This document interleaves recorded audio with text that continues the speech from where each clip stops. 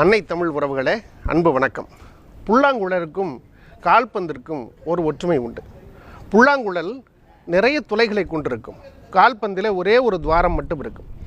புல்லாங்குழலில் இருக்கிற துளைகள் நிறைய இருந்தாலும் அதில் உள்ளே போகிற காற்று அப்படியே வெளியே வந்துவிடும்.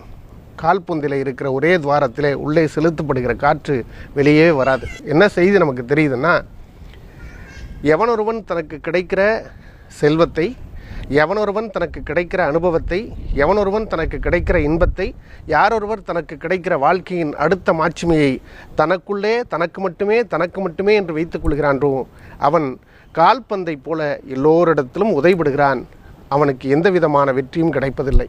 ஆனால் யார் ஒருவர் தனக்கு கிடைக்கிற ஞானத்தை, யார் ஒருவர் தனக்கு கிடைக்கிற பேரன்பை, யார் ஒருவர் தனக்கு கிடைக்கிற செல்வத்தை எல்லோருக்கும் பகிர்ந்தளிக்கிறார்களோ, எல்லோருக்கும் பொதுவானதாக்குகிறார்களோ, எவரொருவர் தர்ம சிந்தனை கொண்டிருக்கிறார்களோ, புல்லாங்குழலுக்குள்ளே உள்ளே வருகிற காற்றைப் போல ரத்தத்தோடு வெளியே அனுப்புகிற போது அது எவ்வளவு பெரிய நாதத்தை எல்லோருக்கும் கொடுக்கிறதோ, அதை போல எல்லோருக்கும் பயனளிக்கக்கூடியவர்கள் இந்த மண்ணில் போற்றி புகழப்படுகிறார்கள்.